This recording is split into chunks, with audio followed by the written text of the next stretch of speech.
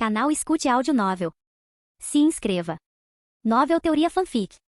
Sistema de Inteligência Diária, Parte 20, Capítulo 184, O Casamento. O amanhecer ainda não havia despontado, e uma fina névoa cobria levemente os beirais do castelo da Maré Vermelha. O orvalho pairava entre as lajes e as folhas das videiras, como se o mundo tivesse acabado de abrir um olho. Mas hoje não foi um dia qualquer. Este foi o dia do casamento do grande Lorde Luís Calvino. O céu ainda estava nublado, mas a praça em frente ao castelo da Maré Vermelha já fervilhava de gente. As pessoas se reuniam em pequenos grupos, espontaneamente, quase ninguém portando armas ou fazendo barulho. Eles vestiam suas melhores roupas, e alguns até mesmo amarraram suas ombreiras com o sol de costas vermelhas bordadas por eles mesmos, as cores da bandeira da Maré Vermelha. Não ficou claro quem começou, mas as famílias, uma após a outra, traziam comida para a celebração. Panelas fumegantes de sopa de peixe fresco foram dispostas sobre toalhas estendidas, com gengibre selvagem e rabanete borbulhando no caldo, seu aroma fresco se espalhando pelo ar. Havia pão de trigo integral seco por perto, e ao lado, crianças seguravam firmemente potes de vinho de frutas vermelhas com um aroma selvagem, doce e ligeiramente ácido no ar. Não se ouvia nenhum ruído, nenhuma insistência em toda a praça.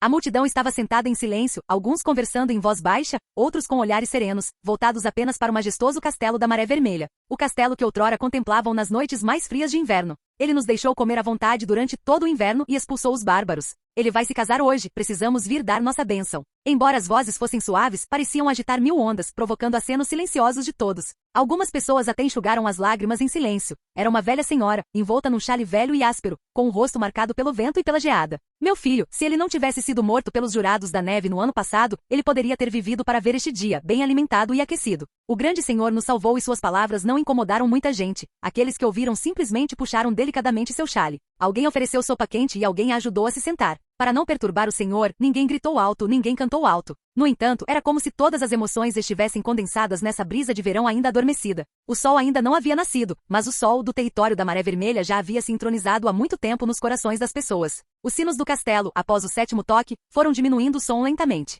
As portas duplas do salão de banquetes, no interior da torre principal do castelo da Maré Vermelha, fecharam-se silenciosamente, silenciando o clamor externo e as orações do povo. Olhando pela porta, era como entrar em outro mundo. No teto alto e abobadado, duas grandes bandeiras flutuavam ao sabor da brisa. O brasão lunar da família Calvin brilhava com um calor intenso, enquanto a águia prateada da família Edmund parecia pronta para alçar voo, refletindo-se mutuamente e tecendo uma luz gloriosa de nobre aliança pelo teto do salão. Ao redor, havia castiçais, todos feitos de bronze tradicional do território do norte, com base alta. Suas chamas, suaves e constantes, se misturavam à luz da manhã que filtrava pelas janelas, lançando uma solenidade sagrada sobre as paredes e os estandartes. E os jacintos azuis, a verbena branca e as rosas de gelo, escolhidos em 3 rodadas pela guilda dos nobres mercadores, foram habilmente entrelaçados nos arranjos florais e nas decorações de mesa. Os jacintos azuis tremulavam como uma brisa matinal, a verbena branca permanecia alta e as rosas de gelo brilhavam como geada e neve recém-derretidas. Não eram para esplendor, mas para lembrança, lealdade, firmeza, honra. Tudo isso, desde os brasões flutuando do alto até o contorno meticuloso de cada centímetro das runas verde-limão no tapete vermelho.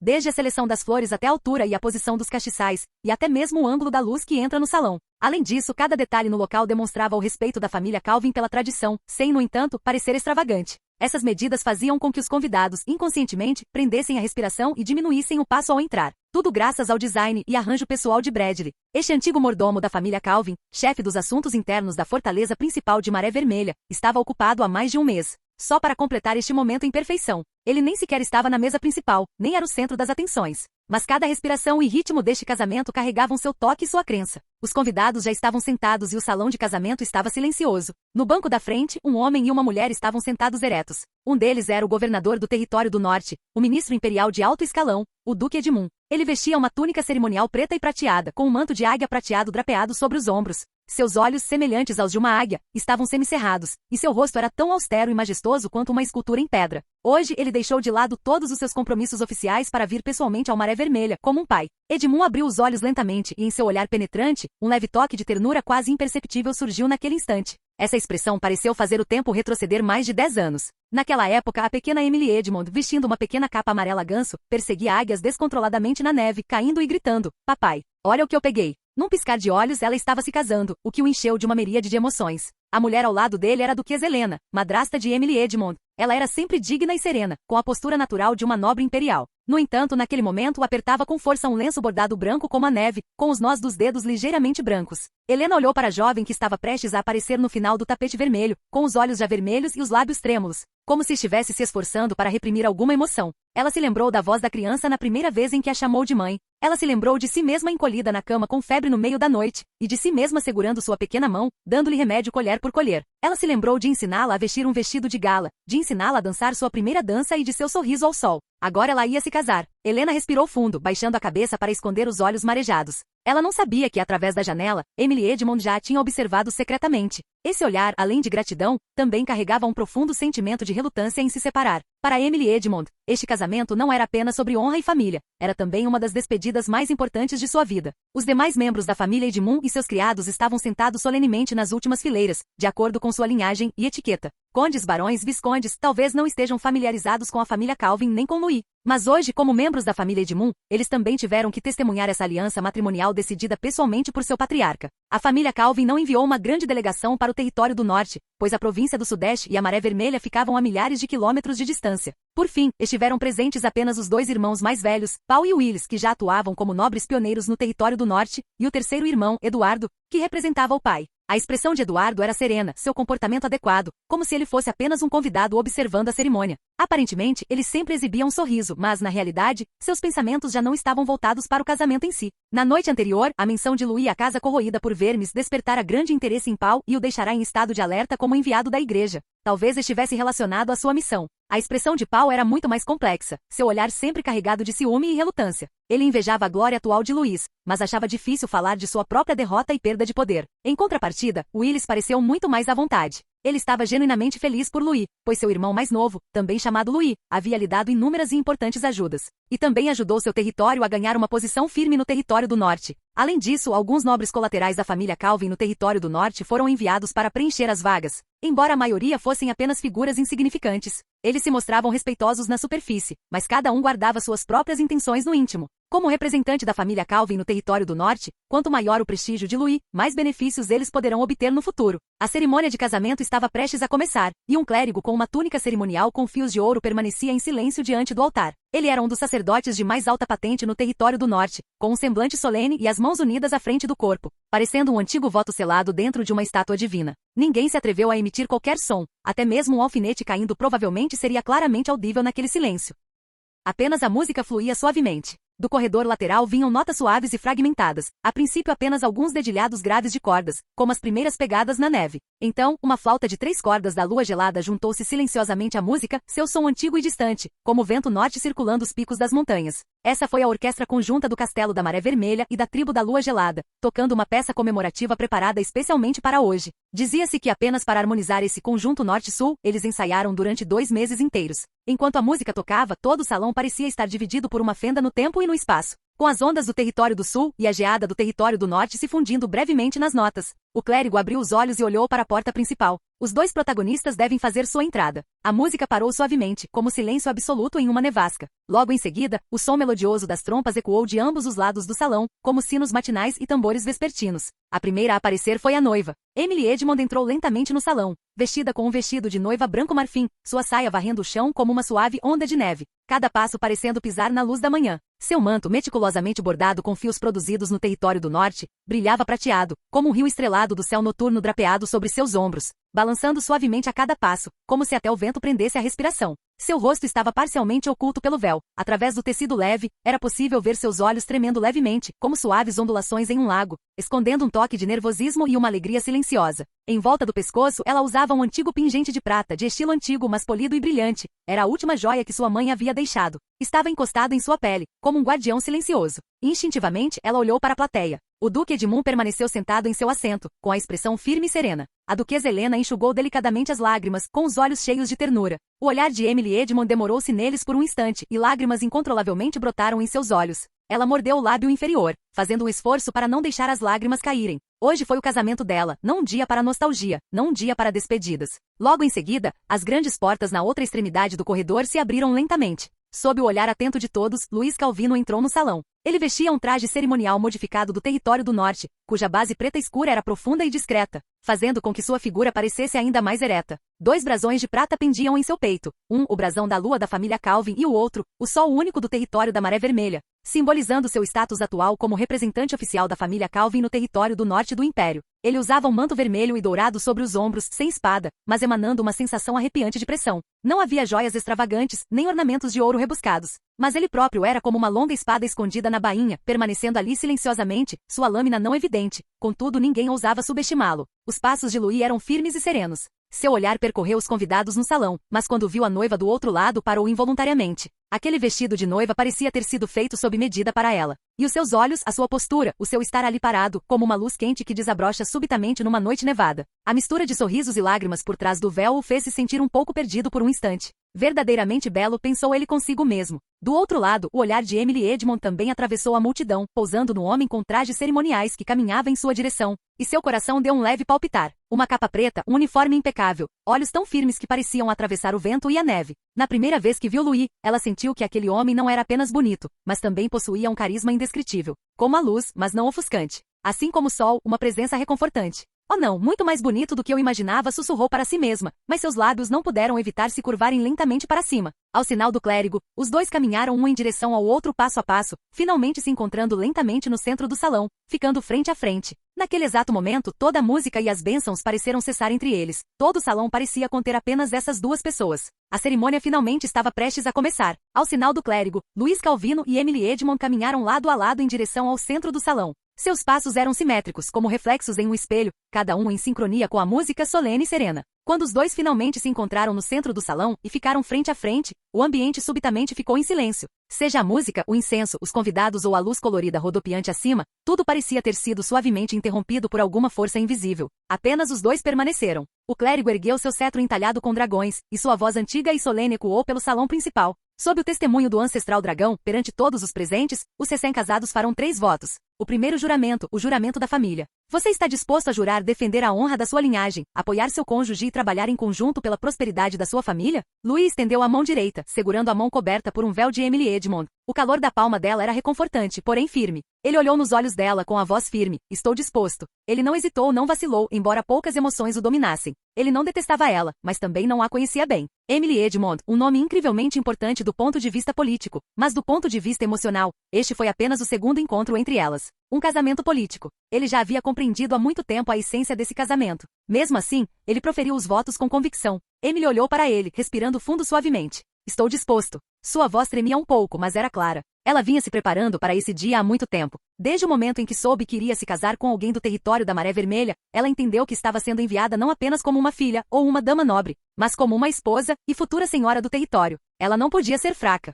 Mas o orgulho nos olhos de seus pais, as instruções sussurradas de sua madrinha e a etiqueta que ela estudará dia e noite, juntamente com suas imaginações sobre o futuro. Nesse instante, elas jorraram de seu coração como uma maré, quase a submergindo. Ela baixou a cabeça, escondendo as lágrimas que silenciosamente se acumulavam nos cantos dos seus olhos. O segundo juramento, o juramento do Império. Você está disposto a ser leal ao Império, a cumprir suas leis e a nunca traí-lo? Estou disposto. Louis não hesitou. Estou disposta. Emily apertou a barra do vestido. Ela sabia que esse voto era o elo contínuo entre ela e sua família, e também o segundo limiar para esse novo mundo. O terceiro juramento, o juramento de fé. Você está disposto a seguir o ancestral dragão como seu guia e caminhar de mãos dadas através da luz e das dificuldades? Estou disposto. Estou disposto. Lágrimas brilharam nos olhos de Emily, cintilando sutilmente sob o véu, mas ela já não se esquivou. E assim, os 3 juramentos foram cumpridos. O clérigo anunciou solenemente. Em nome do ancestral dragão, seus destinos se entrelaçarão a partir de hoje. Os laços da linhagem e da fé os uniram intimamente. Uma salva de palmas irrompeu e confetes coloridos flutuaram como neve. O cetro do dragão tocou levemente entre eles e o emblema sagrado, entrelaçado com ouro branco e ouro vermelho, brilhou fracamente,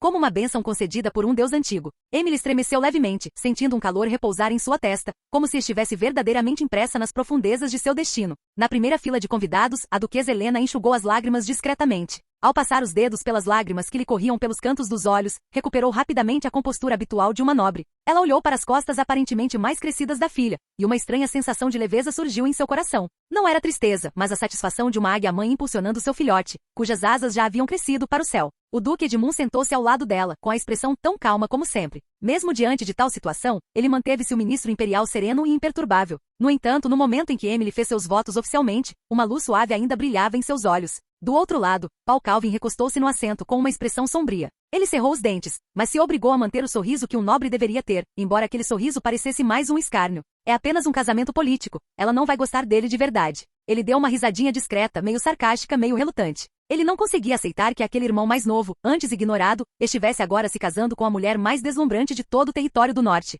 Que desperdício de uma flor tão bonita, consolou-se. Assim que os votos matrimoniais foram concluídos, a cerimônia entrou na fase de celebração. Primeiro foi a coroação do santo emblema. O clérigo colocou o emblema sagrado de anel duplo, simbolizando a união do marido e da mulher, sobre os ombros dos recém-casados. O emblema era gravado com asas de dragão e um sol nascente, simbolizando a fé e o futuro. Louis ajoelhou-se, recebeu o emblema, depois levantou-se e o afixou pessoalmente em Emily Edmond. Naquele instante, os olhos de Emily se arregalaram. Seus movimentos eram muito leves, as pontas dos dedos roçando as mechas de cabelo em seu pescoço, uma ternura quase imperceptível que fez seu coração disparar. Ele estava executando cada detalhe meticulosamente. Em seguida, houve a oferenda cerimonial de vinho, na qual os dois seguraram juntos uma taça de prata, oferecendo um ao outro vinho produzido em suas respectivas terras natais. Louis serviu-lhe o vinho produzido no território da Maré Vermelha. O vinho era límpido, mas o seu sabor era tão ardente como um vento forte numa noite fria. Ele observou Emily beber e sorriu levemente. Você pode trocar por água se não estiver acostumada. Gostei bastante. A garganta de Emily apertou e ela disse baixinho. Ela estava falando sério. O vinho era forte, mas tinha uma frescura e franqueza únicas, características do território do norte, tal como ele, poucas palavras, mas sempre deixando uma profunda impressão. Logo em seguida, os músicos da corte tocaram uma ode poética. Um bardo caminhou até o centro do salão, recitando trechos dos poemas das crônicas do Império, louvando a glória do ancestral dragão e a alegria da união do novo casal. A canção fluía como água entrelaçando-se, como se a história se sobrepusesse naquele instante, e o casamento daquele novo casal nobre estivesse sendo inscrito nos capítulos subsequentes do Império. E então veio o banquete. As cores mudavam, pratos de prata giravam e uma névoa perfumada subia. Convidados ilustres se levantavam um após o outro para brindar aos recém-casados com felicitações e o tilintar de taças subindo e descendo. Em uma longa mesa, lagostas da chama vermelha da capital imperial, castanhas congeladas da região da Maré Vermelha e carne de grão de penas douradas, especialmente fornecidas pela família real, foram servidas uma a uma, criando um banquete para os sentidos. Emily sentou-se à mesa principal, um pouco reservada, mas fazendo o possível para responder a cada brinde com um sorriso. De vez em quando, ela virava a cabeça para olhar para Louis. Ele manteve a calma, tratando cada convidado com fala pausada e comportamento sereno. Mas ela percebeu que em várias ocasiões, ele já havia olhado em sua direção antes mesmo que ela olhasse para ele. Quando seus olhares se cruzavam, ele assentia levemente, sem dizer mais nada, como se tivessem uma compreensão telepática. À medida que a cerimônia se aproximava do fim, a música foi diminuindo e o aroma do vinho, das formalidades e das gentilezas foi se dissipando gradualmente. Quando todos se preparavam para ir embora, Louis se inclinou um pouco e sussurrou no ouvido de Emily. Venha comigo. Emily ficou atônita. Antes que pudesse reagir, ele já havia segurado sua mão. Louis. Ela era conduzida por ele, seu vestido balançando levemente no longo corredor, conseguindo apenas trotar para acompanhar seu ritmo. Os dois passaram por uma porta lateral do salão de banquetes e desceram até a grande varanda de frente para o céu estrelado, que oferecia vista para todo o salão. Imediatamente, Louis fez um gesto para o assistente atrás dele, e o oficial que o acompanhava anunciou em voz alta. Por favor, estimados convidados, dirijam-se à varanda para apreciar o espetáculo da cerimônia de casamento. A multidão rapidamente se reuniu ali. A noite fria, amenizada pelas fogueiras e pelo vinho quente, não era cortante, mas sim imbuída de um senso de solenidade e mistério. Ao longe, o céu noturno estava límpido como cristal, com um brilho estelar esparso, como se estivesse preparando o cenário especificamente para aquele momento. Emily ainda não tinha entendido o que estava acontecendo, mas Louis já estava no centro da varanda, acenando levemente com a cabeça em direção à multidão. Este casamento não pertence apenas a nós dois. Seu tom era firme, enquanto olhava para os pares de olhos que observavam sob as estrelas. Ele também pertence a este território do norte. Quero que seja lembrado. Ele levantou a mão, fazendo um sinal, e uma fileira de dispositivos metálicos à distância foi acionada. No segundo seguinte, o primeiro fogo de artifício alquímico subiu aos céus. Bum! Um sol carmesim escaldante desabrochou no céu noturno, sua chama central ardendo intensamente, como o coração de um incêndio furioso. A multidão ficou boquiaberta atônita. É o sol, o símbolo da Maré Vermelha. É tão lindo, a primeira vez que vejo fogos de artifício de essência de magma. Emily permaneceu imóvel, a luz da fogueira refletindo em suas pupilas. Ela olhou em silêncio para o homem ao seu lado. Ele não disse mais nada, apenas observou em silêncio o lótus de fogo carmesim desabrochar no céu. Então soou o segundo estrondo. Bum! Dessa vez, uma chama azul gelo desceu em cascata, como uma cachoeira de neve que se estendia do céu. Uma luz cristalina, como neve, flutuava como uma ilusão, envolvendo todo o território da Maré Vermelha, como se o mundo inteiro estivesse rodeado por uma suave névoa de neve. Emily prendeu a respiração. Tão lindo! O terceiro estrondo. Um fogo de artifício gigante em forma de asa dourado e outro prateado, explodiram do zênite, desdobrando-se por toda a cúpula.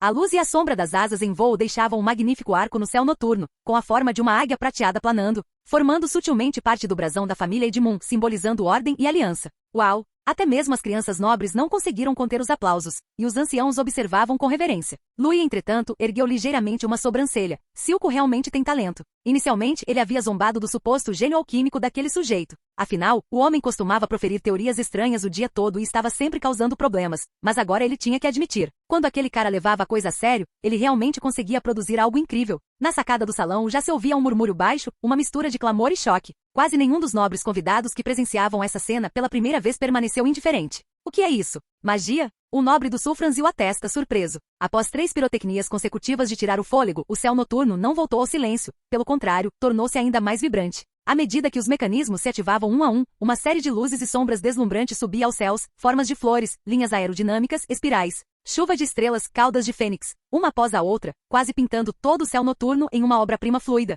Os nobres ficaram cativados, praticamente paralisados no mesmo lugar. Isso é mágica? Perguntou alguém com um tom de voz ainda carregado de admiração incerta. Não, será uma ilusão? Como podem existir mudanças tão precisas? Olha essa trajetória. É as bombas mágicas. As bombas mágicas realmente conseguem criar esse efeito. Isto já não é a saudação que conhecíamos, não é? Murmúrios surgiram da multidão, mas ninguém estava disposto a desviar o olhar. Eles já tinham comparecido a inúmeros casamentos, visto inúmeras demonstrações de luxo, mas nunca tinham presenciado uma cerimônia que usasse o céu como tela. Não foram apenas fogos de artifício, foi uma declaração que ultrapassou completamente qualquer imaginação. Até mesmo o Duque Edmundo, que geralmente era calmo, ergueu ligeiramente a cabeça e observou por um instante. Ele nunca gostara de cenas agitadas e era indiferente ao luxo, mas naquele momento, de forma atípica, interrompeu seus pensamentos contemplando em silêncio. Um lampejo de luz surgiu em seus olhos. É realmente muito bonito, disse ele, como se até ele próprio fosse obrigado a admitir a natureza incomum desse casamento de um jovem casal. E Lady Helena, de pé ao lado dele, não conseguiu esconder o espanto nos olhos. Seus olhos brilhavam como se iluminados por fogos de artifício, e ela murmurou emocionada.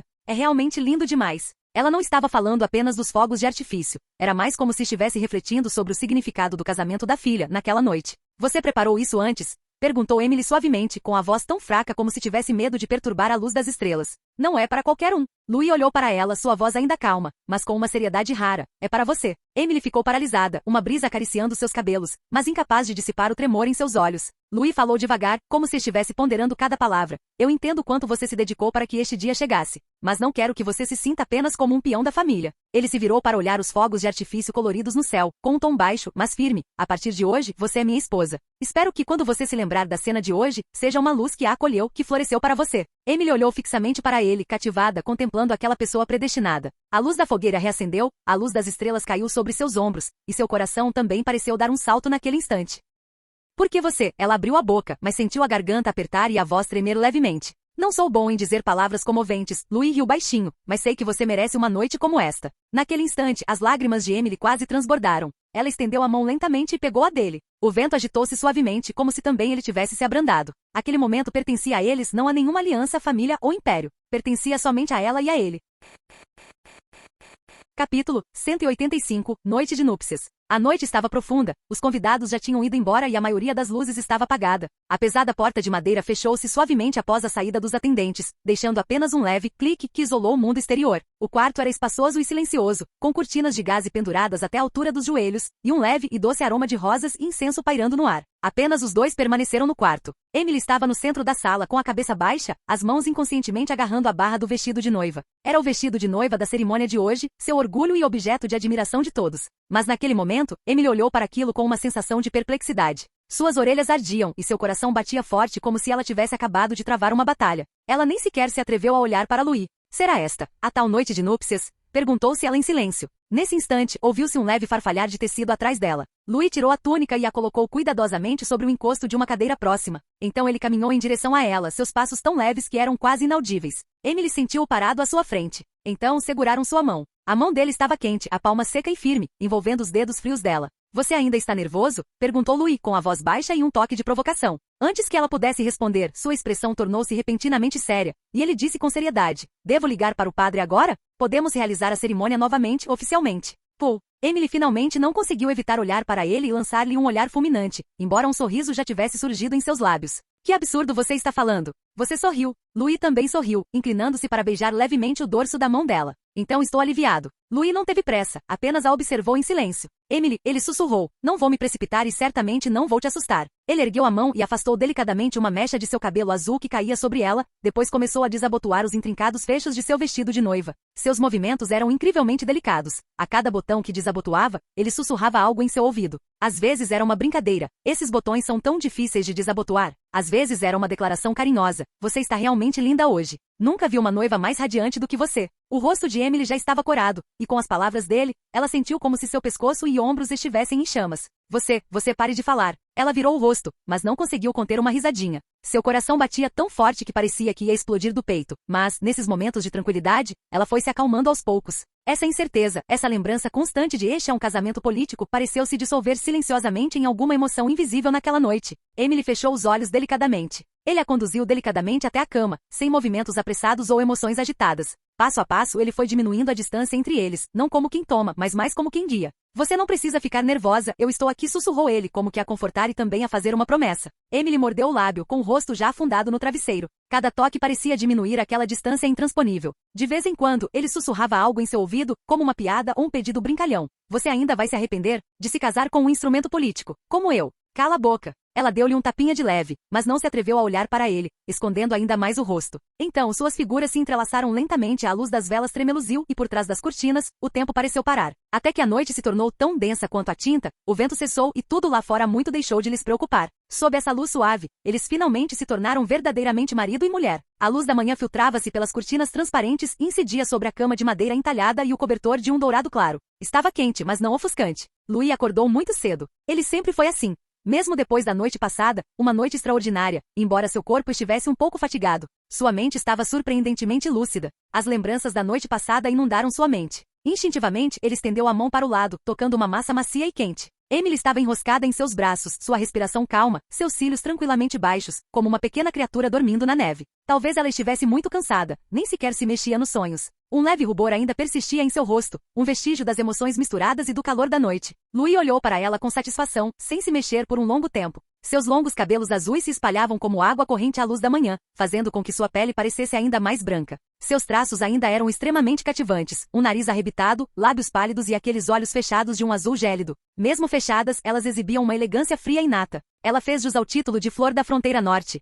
Ele já ouvirá esse elogio inúmeras vezes, mas nunca lhe dera verdadeira atenção. Mas agora, de repente, ele sentiu que aquelas palavras eram superficiais demais. Ela não era apenas bonita, mas sua beleza tinha um peso significativo. Não era apenas sua aparência, mas uma presença que inspirava respeito e um desejo de proteger. Louis ergueu delicadamente a mão, a ponta do dedo traçando o contorno dos cabelos dela, seus movimentos cautelosos, como se tivesse medo de acordá-la. Ele se lembrou dos olhos dela cheios de lágrimas e dos esforços que ela fez para conter a voz quando estava deitada em seus braços na noite passada. Ele baixou a cabeça e beijou a testa dela. Embora a noite passada tenha sido realmente maravilhosa, digna até mesmo de ser guardada em uma página especial de sua vida, mas ele ainda tinha que trabalhar de manhã. Afinal, o condado Pico de Neve, na província da fronteira norte do Império Sangue de Ferro, ainda estava em seus ombros. Ele ergueu ligeiramente a mão e ativou o sistema de inteligência diária. Uma tela de luz translúcida surgiu diante dos olhos de Louis, e um texto familiar começou a rolar lentamente. Quando o olhar de Louis recaiu sobre a tela luminosa do Inteligência Diária, ele fez uma pequena pausa. Atualização diária de inteligência completa. Vic liderou os cavaleiros de elite da fronteira norte para o interior da Floresta Negra de Neve, rastreando os vestígios do enxame, e descobriu um gigantesco ninho-mãe no coração da floresta. Após a unidade ser exposta, uma batalha se seguiu. Vic voluntariamente ficou para trás para cobrir a retirada e foi confirmado que morreu como um herói. 2. O cavaleiro sobrevivente, cara. Escapou sozinho a cavalo e chegou ao território da Maré Vermelha esta manhã para relatar pessoalmente os detalhes do incidente a Louis e ao Duque Edmundo. 3. O ninho da mãe é o sujeito de experimento número 2 da bruxa do desespero. Características de fraqueza, altamente suscetível a explosões de temperatura extremamente alta, uma vez que o núcleo central do ninho da mãe seja destruído. Isso desencadeará um colapso estrutural, paralisando todas as entidades do enxame e causando sua morte em massa. Louis estreitou os olhos, observando em silêncio a lista de informações chegar ao fim. A atualização de hoje foi mais importante do que qualquer outra. Todas as 3 informações eram sobre o enxame e todas eram extremamente chocantes. A descoberta do ninho-mãe foi, sem dúvida, um grande avanço. Ele já suspeitava há muito tempo da existência de um mentor por trás do enxame, mas esta foi a primeira vez que isso se transformou de uma conjectura em um alvo. Com coordenadas claras. Mas então, a segunda linha do texto fez com que ele franzisse a testa. Vi que estava morto. O cavaleiro transcendente da fronteira norte que ele só encontrara uma vez, um homem direto e tranquilo, com um olhar incrivelmente firme, era agora um sacrifício. No relatório de inteligência, as emoções de Louis não oscilaram muito, mas um leve sentimento de arrependimento surgiu em seu íntimo. Que pena, suspirou ele. Ele era um bom homem, uma pessoa que ele só encontrara uma vez, mas mesmo assim sentiu um aperto no coração. Provavelmente porque um cavaleiro de tão alta patente que se ofereceu voluntariamente para cobrir uma retirada deveria ter sobrevivido. Além disso, a morte tão fácil de um combatente de nível transcendente também indicava indiretamente o quão perigoso era aquele lugar. Não se tratava de um ninho de pequenos grupos de insetoides, mas sim de uma fonte que muito provavelmente poderia sair do controle e até mesmo contaminar todo o condado Pico de Neve e a fronteira norte. E estava tão perto de seu próprio território, que seu coração disparou de inquietação. A segunda informação, no entanto, trouxe um ligeiro suspiro de alívio. Pelo menos há um sobrevivente. O Duque pode explicar. Com a chegada de alguém para fazer o relatório, Louis foi poupado de muitos problemas em relação a como ocultar razoavelmente a fonte da informação. Mas o que realmente o fez endireitar a postura e aguçar o olhar foi a terceira informação. Bruxa do desespero? Louis murmurou o título desconhecido com uma gravidade evidente na voz. Ele nunca tinha ouvido esse nome antes. Não havia registros, rumores, nem mesmo em relatórios secretos imperiais. Só de ouvir o nome, ele sentiu um arrepio na espinha. O ninho da mãe, será este o experimento dela? Não se tratava de uma reprodução monstruosa comum, nem de uma mutação inconsciente. Por trás disso estavam a vontade, o planejamento e o controle. O enxame já não era composto por feras selvagens, mas sim por uma espécie de arma sendo manipulada, expandindo com propósito, alinhando com lógica, com experimentos, iterações e evolução. Se esse for apenas o número 2. E quanto ao número 1? E o número 3? O número 4? Onde mais estavam escondidos? E quais eram as suas intenções? Ao pensar nisso, ele não pôde evitar cerrar os punhos, com as palmas das mãos já ligeiramente úmidas de suor. Louis não tinha medo de combate nem de inimigos. Ele temia inimigos invisíveis, os manipuladores que conspiravam secretamente nas sombras, brincando com o destino da humanidade. O enxame é apenas a superfície. A verdadeira ameaça é quem o criou. Mas a informação abaixo o atingiu como um raio. Medo extremo de explosão em alta temperatura. Uma vez que o núcleo central é destruído, todo o ninho-mãe fica paralisado. Louis parou de repente, e então um sorriso lento se espalhou por seus lábios. Isso realmente me ajudou muito. Ele se endireitou, seu olhar se tornando gradualmente mais penetrante, como um lobo detectando o cheiro de uma presa na neve. Algo em seu armazém me veio imediatamente à mente. A bomba mágica de platina vermelha, a orgulhosa criação da Silco, uma única unidade capaz de destruir vários metros de espessas defesas de muralhas urbanas. Inicialmente era apenas para reservas de emergência, mas agora parecia feita sob medida para este momento. O ninho-mãe teme isso? Então eu realmente fiz minha aposta antecipadamente. Ele não conseguiu conter um risinho, com uma sensação de euforia por finalmente ter tido sorte. Isso significava que eles tinham a possibilidade de atacar e resolver proativamente o ninho-mãe, em vez de esperar passivamente que a maré de enxames os engolisse. Contanto que consigamos chegar perto, contanto que consigamos explodir aquele núcleo. Sua mente já simulava rotas de ataque, posicionamento de tropas e condições de detonação.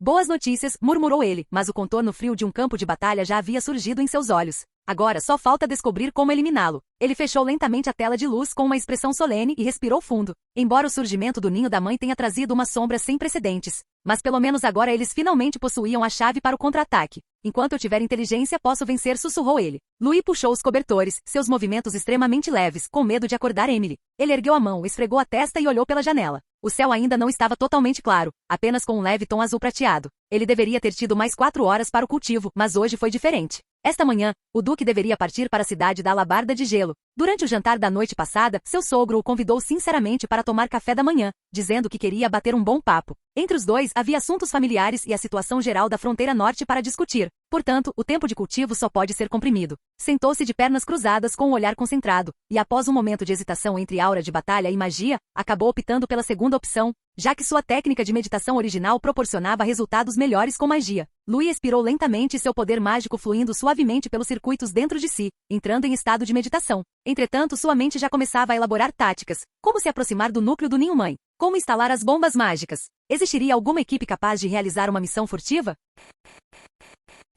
Capítulo 186. Um café da manhã extraordinário. A tênue luz da manhã penetrava pelas altas janelas da cidade da Maré Vermelha, incidindo suavemente sobre a longa mesa entalhada e os pratos com bordas de prata, como se sussurrasse delicadamente na tranquilidade da manhã. Essa foi a primeira vez que Louis tomou café da manhã com a família do Duque Edmund. Era também a primeira vez que ele se sentava à mesa do Duque mais poderoso do Norte, tanto como Lorde da Maré Vermelha quanto como genro. Ele vestia um elegante terno preto, seus modos eram impecáveis, nem servil nem arrogante. O Duque estava sentado à cabeceira da mesa com uma expressão calma e olhos tão profundos quanto as planícies nevadas. À sua esquerda estava Lady Helena, ainda com um vestido azul névoa, gentil e elegante. À direita de Louis estava Emily com uma postura reservada, mas seu olhar se demorou secretamente em seu perfil por um longo tempo. A longa mesa estava repleta de um café da manhã requintado, bolinhos de aveia fumegantes e queijo em travessas de prata, hidromel morno em delicadas panelas de porcelana e fatias finas de salmão defumado, de cor laranja dourada e aroma agradável. Mas o aroma mais forte no ar não era o da comida, e sim uma atmosfera familiar sutil, ainda não totalmente relaxada. Este peixe é muito bom, disse Edmund primeiro, pegando uma fatia de salmão defumado, com as sobrancelhas ligeiramente arqueadas.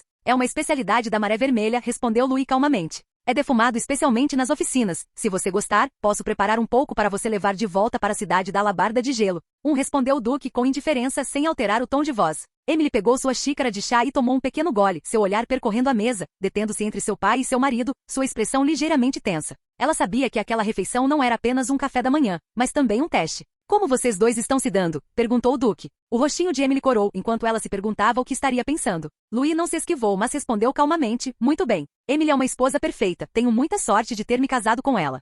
Edmund assentiu com a cabeça, mas seu tom nasal continha um toque de escrutínio. Helena, ao lado, deu uma risadinha e disse gentilmente, a Emily tem um temperamento teimoso. Desde pequena, ela nunca deixou que os outros vissem suas fraquezas. Você precisa ser mais tolerante. Mãe, protestou Emily em voz baixa, com o rosto ligeiramente vermelho. Helena deu um tapinha leve na mão dela, com um sorriso travesso brincando em seus lábios. Edmund, porém, não sorriu. Ele encarou Louis, baixando o tom de voz. Essa menina tem a língua afiada, mas o coração mole. Por fora parece imperturbável, mas na verdade se importa mais do que ninguém. Ela é a minha filha mais amada, aquela para quem eu mais desejo felicidade neste mundo. Ele olhou diretamente para Louis com um tom calmo, porém mais pesado que a lâmina de uma faca. Embora casá-la com você certamente tenha a intenção de se aliar à família Calvin, não é apenas por essa aliança. Quero que ela viva bem. Portanto, espero que você não trate este casamento como uma mera troca política. O ar subitamente ficou silencioso. Os cílios de Emily tremeram levemente enquanto ela olhava para o marido. Louis ficou em silêncio por um instante, depois largou a faca e o garfo, virou-se para o Duque Edmundo e disse firmemente, não vou. Quaisquer que tenham sido os motivos iniciais, agora e no futuro,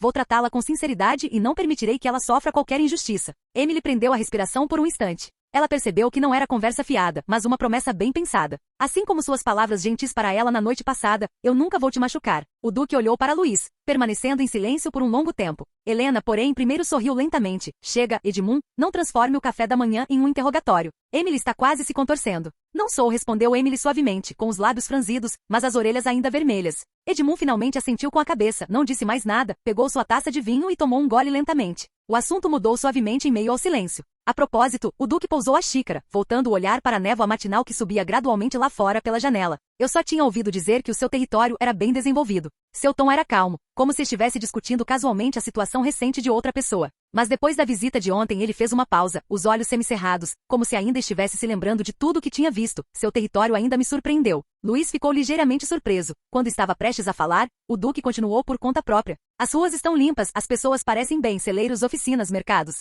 Eu não esperava que você transformasse uma fronteira devastada pela guerra em uma terra próspera em apenas um ano. Seu tom de voz carregava um toque de emoção, até mesmo um quê de impotência. Eu fazia coisas parecidas quando era jovem, mas você levava menos tempo e fazia tudo de forma mais constante do que eu. Ao dizer isso, seu olhar inconscientemente evitou Louis. Ele sabia muito bem em seu íntimo que, de fato, era inferior a esse jovem na arte de governar o povo comum. Apesar de anos comandando assuntos militares e políticos, a estabilidade, a plenitude e a esperança mencionadas pelo povo nunca foram tão concretas quanto no território da Maré Vermelha. Em menos de 2 anos, de um campo de batalha em ruínas às atuais muralhas da cidade, mercados e ordem. Se ele não tivesse visto com os próprios olhos, não teria acreditado que um jovem de 20 e poucos anos tivesse conseguido isso. Ele era simplesmente um gênio, muito melhor do que ele próprio, e até mesmo superou em termos de sustento das pessoas. E ele só precisou de 1 ano. Ele não queria admitir, mas não podia negar. Talvez, esse jovem realmente tivesse o potencial para provocar uma transformação em todo o norte que ninguém poderia imaginar. Emily sentou-se em silêncio, seus dedos acariciando levemente a borda da xícara de chá. Assim que seu pai terminou de falar, ela não pôde evitar endireitar as costas sutilmente, uma leve curva surgindo discretamente nos cantos de seus lábios. Era um orgulho silencioso. Ela se lembrava dos sorrisos genuínos das pessoas quando falavam de Louis, chegando a chamá-lo de Sol do Norte. Ela tinha presenciado tudo em primeira mão, e era exatamente como seu pai havia dito, embora na época ele a tivesse desconsiderado por estar exagerando. E agora, o pai dela finalmente tinha visto com os próprios olhos. Então o tom do Duque Edmund mudou, assumindo um toque de brincadeira. Até este castelo me impressionou. Sua estrutura é sólida, as torres estão bem distribuídas, e as rotas de transporte de grãos. Os postos de guarda e as defesas do salão interno estão todos contabilizados. E sua aparência é magnífica, muito ao meu gosto. Os olhos de Louis se arregalaram ligeiramente. Ele estava acostumado a que outros descrevessem o castelo como prático e durável, com um interior acolhedor. Mas, no que diz respeito à sua aparência, os comentários eram ou feio ou estranho. Essa foi a primeira vez que alguém elogiou a parte externa do castelo pessoalmente. e era o Duque Edmundo. Instintivamente, ele lançou um olhar para Emily, apenas para encontrá-la olhando pela janela como se nada estivesse errado. Mas os cantos de seus lábios estavam ligeiramente curvados para cima, como se ela estivesse se esforçando para reprimir algo. Eu teria pensado que você o acharia muito diferente de um castelo nobre, disse ele suavemente. Mas este é o estilo do norte, não é? O Duque lançou-lhe um olhar significativo, depois pegou novamente na taça e tomou um gole lento de vinho. No entanto, o olhar do Duque Edmund voltou-se para a janela. Sob a névoa da manhã, as ruas da cidade da Maré Vermelha já despertavam, e sons de ferro sendo martelado e cascos de cavalos chegavam de longe.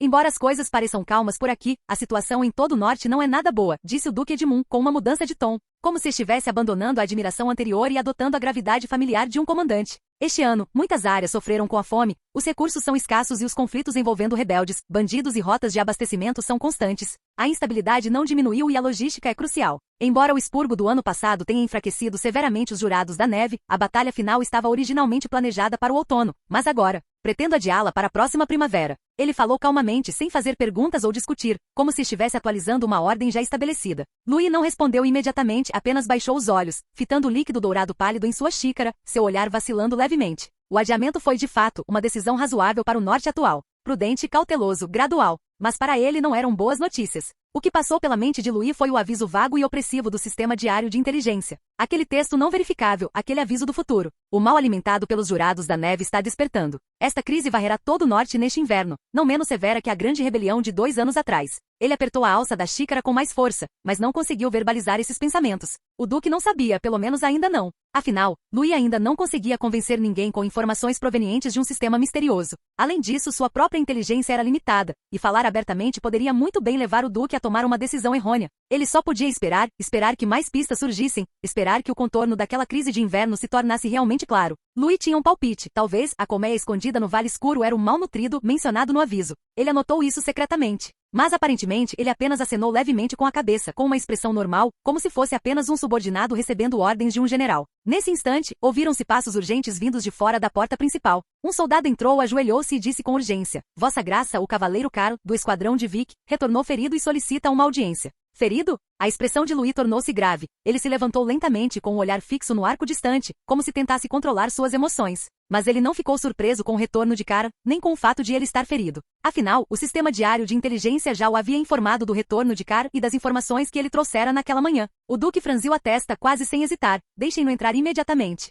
Botas de ferro batiam no chão de pedra, produzindo sons pesados e pegajosos, como se cada passo emergisse de uma poça de sangue. Carl estava coberto de sangue seco e ainda coagulado, uma mão apertando firmemente o ferimento no ombro, a outra agarrando desesperadamente o braço de um guarda, como se estivesse segurando o último pedaço de madeira antes de afundar. Ele se ajoelhou e deslizou para o corredor, seus tornozelos aparentemente incapazes de suportar o peso do seu corpo, seus joelhos quase raspando o chão quando ele apareceu. Louis avançou rapidamente, agachando-se parcialmente e ajudou o cavaleiro desgrenhado a se levantar. O Duque Edmundo permaneceu imóvel, apenas erguendo lentamente os olhos, uma sombra projetando-se sobre aqueles olhos que pareciam nunca vacilar. Não havia necessidade de mais perguntas. Apenas com esse olhar, Edmund compreendeu. Vic provavelmente corria grave perigo. Ele simplesmente repousou os dedos no apoio de braço da cadeira, seu ritmo lento, quase frio, como se estivesse pressionando algum tipo de compaixão em seu coração. Centímetro por centímetro, até os ossos. Carl ergueu a cabeça, viu a figura familiar e um leve sorriso surgiu em seus lábios manchados de sangue. Vossa Graça, sua voz estava rouca, como uma faca raspando na areia. O senhor está aqui. Ele se desvencilhou do apoio dos guardas, cerrou os dentes e se ajoelhou parcialmente, mantendo a dignidade de um cavaleiro, mesmo que pudesse desmaiar no segundo seguinte. Reporte a situação, disse Edmund em tom baixo. Cara assentiu com a cabeça, o peito subindo e descendo várias vezes, até que finalmente conseguiu, aos poucos, expelir seus pensamentos pela garganta. Encontramos aquele lugar, o ninho-mãe da família devorada por vermes. Ele tossiu repentinamente um bocado de sangue, mas pareceu não notar, apenas levantando uma mão trêmula para apontar em uma direção distante do lado de fora da janela. A menos de 20 quilômetros da entrada sudoeste da floresta da Montanha Escura, onde eles estão localizados, não, é um ninho construído por algum ser vivo. Ele fechou os olhos, como se a visão aterradora ainda estivesse firmemente impressa em sua retina. Está respirando. Sua voz era leve como vento. Não é pedra, é carne. Branco acinzentada, coberta de muco, com buracos que se abrem e fecham constantemente como se estivesse ofegante. Louis não disse nada, apenas apertou o ombro dele, sentindo o corpo ainda tremer levemente. A expressão de cara se solidificou nas sombras. Ele lentamente ergueu a outra mão, gesticulando em direção a uma certa forma. Acima do ninho, algo estava suspenso, como uma pessoa ou algum tipo de feto, uma massa de carne com inúmeros tentáculos. Nós vimos isso, usando aqueles tentáculos puxando cadáveres aos poucos para dentro do seu corpo. Então, ele fez uma pausa com o pomo de Adão a subir e descer. Dezenas de segundos depois, novos cadáveres de aranhas domésticas devoradas por vermes deslizavam para fora da parede do ninho, como frutas descascadas. O salão do conselho estava em completo silêncio, apenas o crepitar fraco do fogo na lareira. Eles ainda usavam armadura, ainda empunhavam armas. Eu vi um membro da família devorada por vermes usando uma braçadeira azul dourada. Era alguém da nossa legião. A voz de Carla estava baixa com um tremor quase inaudível. Eles ainda sabem lutar, assim como quando estavam vivos. Edmund recostou-se lentamente na cadeira com as mãos juntas no colo, o olhar calmo e frio. Ele não disse nada, mas o ar pareceu ficar vários graus mais frio. E então, fomos descobertos. Cara prosseguiu, como se estivesse usando toda a sua força de vontade. Vi que na época nos disse para recuar. Ele cerrou o punho. Eles os alcançaram rapidamente, centenas deles, talvez mais. Ele lutou para conter o tremor, mas o medo foi se esvaindo de seus olhos aos poucos. Eles não sentiam dor nem medo, não emitiam nenhum som. Quebramos suas pernas, e eles rastejavam com as mãos, quebramos suas mãos, e eles mordiam com as mandíbulas. Seus movimentos eram como os de feras, mas com habilidades de combate humanas.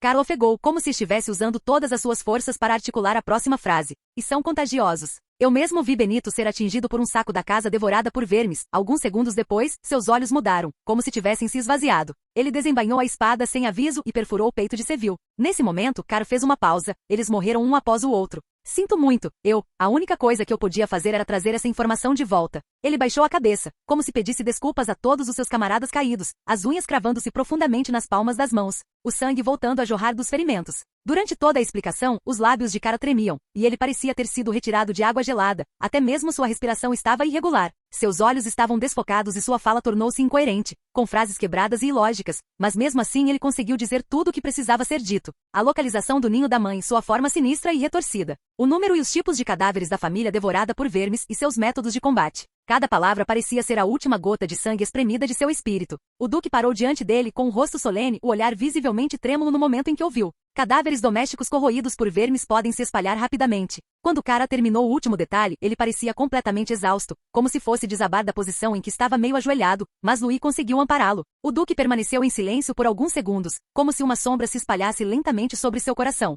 Mas deu um passo à frente e gentilmente colocou a mão no ombro de Cara. Você se saiu muito bem, Cara. Sua voz era suave, mas carregada de uma tristeza contida. Vá descansar. O resto depende de nós. Após a desistência de Cara, o plenário da Câmara Municipal mergulhou num longo silêncio. O ar parecia congelado, até mesmo as trajetórias da poeira que caía se tornaram claramente visíveis. Naquele silêncio sufocante, Emily, sentada ao lado, apertou as mãos com força. Sua postura permaneceu graciosamente ereta, mas seus cílios levemente trêmulos denunciavam a turbulência em seu interior. Emily não era uma menina frágil. Ela havia testemunhado cadáveres espalhados pelos campos de batalha em tempos de guerra e, certa vez, cavalgou com uma espada como uma cavaleira de elite. Mas a descrição de Carla era demasiado horrível, e o facto de tantos cavaleiros de elite e um cavaleiro transcendente terem tido apenas um sobrevivente enfatizou ainda mais o terror do ninho-mãe, e aquela coisa estava escondida perto do território da Maré Vermelha, e Louis enfrentaria esse horror de frente. A duquesa Helena, entretanto, permaneceu sentada em silêncio, com a expressão tão digna de sempre. Ela já tinha visto muitas coisas assim, acreditava que seu homem poderia resolver o problema. E o Duque Edmundo recostou-se lentamente em sua cadeira de encosto alto.